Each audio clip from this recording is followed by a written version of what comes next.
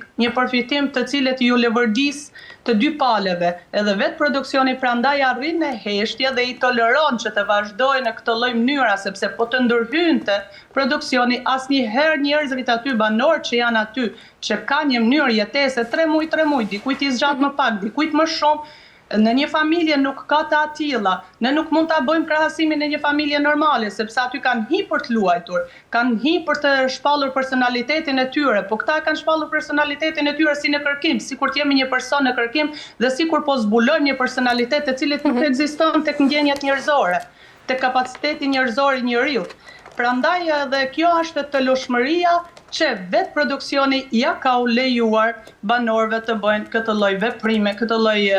gjuhë komunikimi që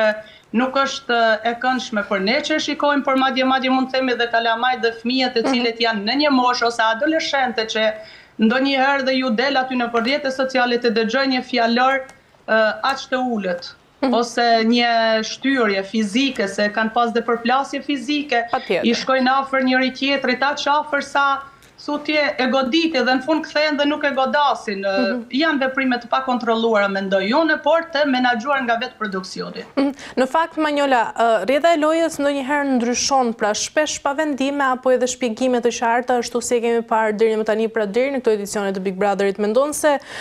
kjo është një pjesë e strategjisë që publiku të mos kuptojë kur po ndërhyet nga produksioni? Është e vërtet kjo që thua, këtë do më thënë jo se e dyshoj, por e noj as në diskutim nuk e vendosi, sepse mua me duket më se e vërtet, por ndonjëherë banorët edhe vetë edhe pa mendimin fare të produksionit, duke qenë se kanë lexuar atë që atë kontratë që e kanë firmosur dhe e dinë shumë mirë se çfarë rregullash dhe kriterësh duhet ju përmbahen këtij formati, ato pastaj e vazhdojnë, mund ta vazhdojnë dhe lojën e tyre, dinamikat e tyre, edhe pa koincidencën e vetë produksionit dhe pa qenë dieni produksioni, dhe ato e dinë shumë mirë se janë brenda kriterëve të firmosura që i kanë bërë. Por ndonjëherë është edhe kjo që thua ti, sepse edhe vetë produksioni që i lejon t'i bëjnë ato lloj veprime, sepse janë dikush një lojtar thotë unë të nxjerrë diçka sot, një lojë, një dinamik sot, pavarësisht se këto dy Big Brother, më thënë drejtën, si në Shqipëri, si në Kosovë, nuk mu kanë dukur me dinamika, kush e di se qa, vjetë tanajna kanë qenë pak më dinamika më të krijuara, thoshin janë dinamika të kopjuara, por jo, ka pas dhe dinamika të lindura vetë, të lindura nga banorët e cilët kanë marrë pjesë vetë, ndërsa si vjetë sikura akoma nuk kanë dalur që të shfaqin ndonjë dinamik, përveç se shpifjeve që bëjnë për njëri tjetrin, ose fjalët që ja thojnë njëri tjetrit, por që janë fjalët të pabazuara dhe aty brenda qëndrimit sa ditë që kanë qëndruar, sepse edhe aty mund të formojnë dhe krijojnë disa situata, por nuk kanë bazament, se ti thojnë dikujt tjetër, ti e ke këtë fjalë, kur nuk e ka as brenda ose nuk e ka krijuar, as brenda atyre ditëve që ka qëndruar, këto i bjen që janë shpifje të stisura mes njëri tjetrit për të krijuar situata të pakontrolluara, vetëm thjesht bërtasin me fjalë që jo të këndshme përsëri. Qartë, Manjola, ndërkaq klipin që u transmetua në Prime, pra flas për Big Brother VIP Kosova, ku dyshohej se Bia bënte se hire, por më pas deklarata e saj ishte diçka shaka, pra jo me qëllime serioze. Si e ke parë gjithë këtë? E kam parë më shumë, sepse ajo duke qenë se është një vajzë e re, unë nuk mendoj se të arrije që të krijoje iluzionet, sepse i kam lexuar dhe komente që thojnë ajo po bën magji, ajo po bën ashtu, por unë mendoj se Bia thjesht e ka kopjuar veprime që i ka parë dikun jashtë formatit dhe ka arritur dhe i ka paraqitur aty. Por unë mendoj më shumë që i ka bërë si veprime për ta mërzitur atë si banore, për ta stresuar, për t'i sjellë edhe sa halucinacione thjesht të paqena, dhe më të vërtet ja ka arritur këto, ja arriti dhe i solli, por nuk mendoj se janë veprime për magji, një vajzë kaq e re nuk mund të dihet të bëjë magji, thjesht mund të kopjojë veprime për të sjellur lojë, për të sjellur stres tek ai apo ajo lojtare që është aty. Nuk mendoj se ka ndonjë gjë negative ose për ta egzageruar ashtu siç e kanë egzageruar në mesazhe apo në komente apo në tjerët që kanë përfolur, e kanë komentuar apo e kanë analizuar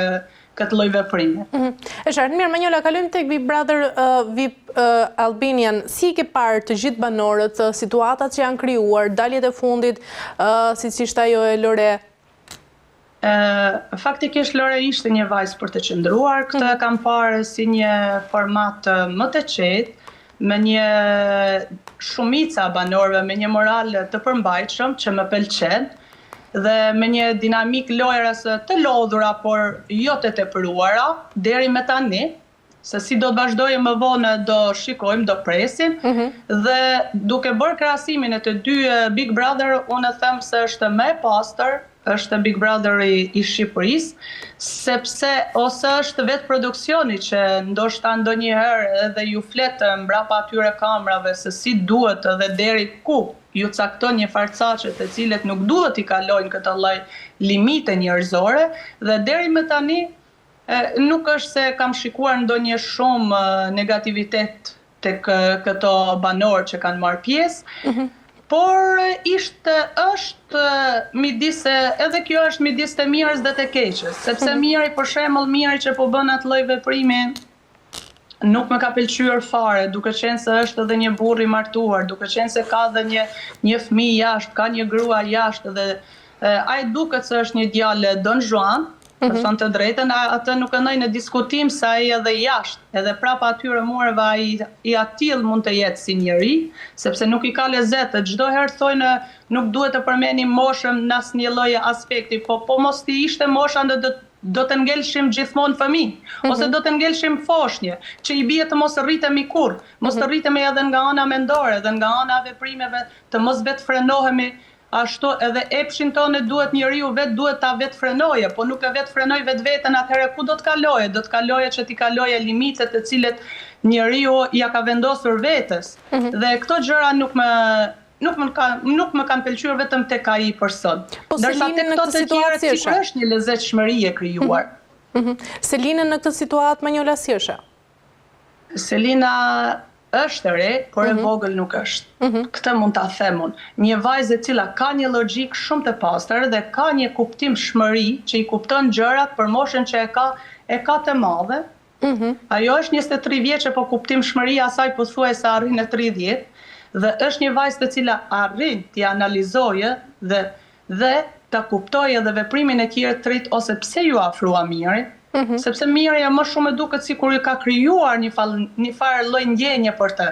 Dhe nuk më pëlqen as sjellja e Selinit, të them të drejtën fare, por unë e vë në dyshim se Selin po e përdor mirin më shumë se sa miri Selinin, e kundërta, sepse Selin nuk mendoj se kur të dalin nga aty mund të ketë diçka me mirin. Madje unë mund të them se nuk mund të ketë asnjë gjë. Thjesht po e luan këtë lloj loje vetëm që të qëndroje më shumë. Ndërsa tek miri dyshoj se ai ka krijuar ndjenja, e kundërta. E qartë. Manjola, ndërkaq brenda se shtëpie kemi edhe një trekëndër, siç është Stelina, Ina edhe Casey. Si është të gjithë marrëdhënien e tyre?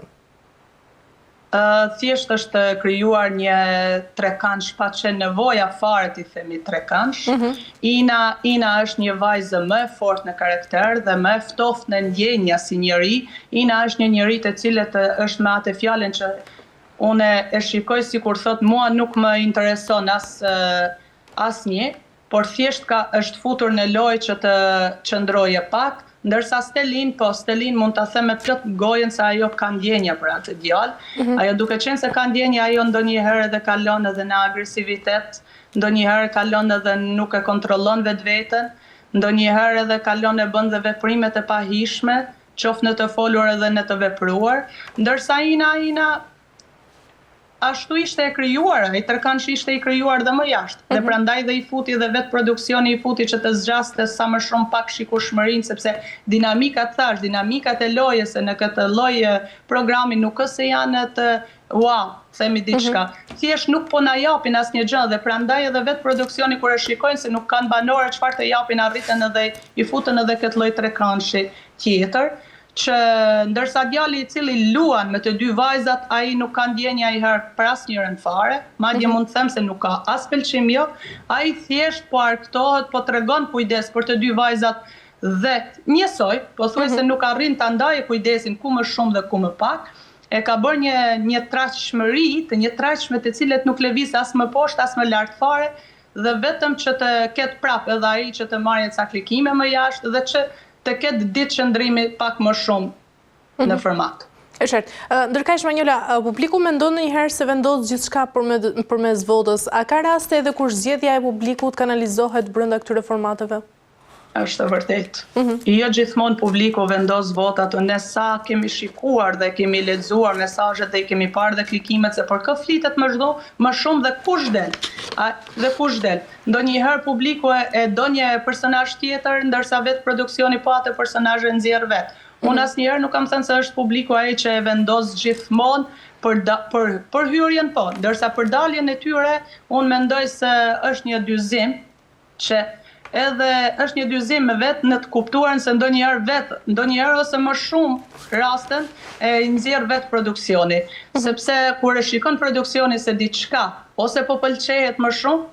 dhe ndoshta produksioni nuk e ka përfillur atë lloj personi që ai mund ta arrijë deri në atë pikë, ai mund ta nxjerrë atë person. Ose nuk po pëlqejet fare dhe prandaj e nxjerr se thot ky nuk ka se çfarë të japje. Edhe vetë produksioni po bën një kontradikt mes vetës se ndonjëherë mendon se e nxori personin e duhur, por edhe aty gabon. Po përsëri ka persona të tjerë që mund t'i fusë dhe i zëvendëson ato që i nxori. Nuk bazohem te publiku asnjëherë. Mendon Manjola se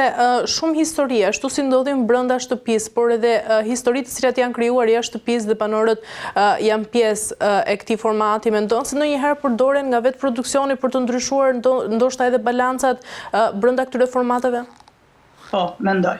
Me të vërtet vetë produksioni mund të, duke qenë se firmosit një kontratë, thash dhe më parë, kur bëhet ajo firmë, ku të hedhet ajo firmë, atëherë njeriu ka një përgjegjësi për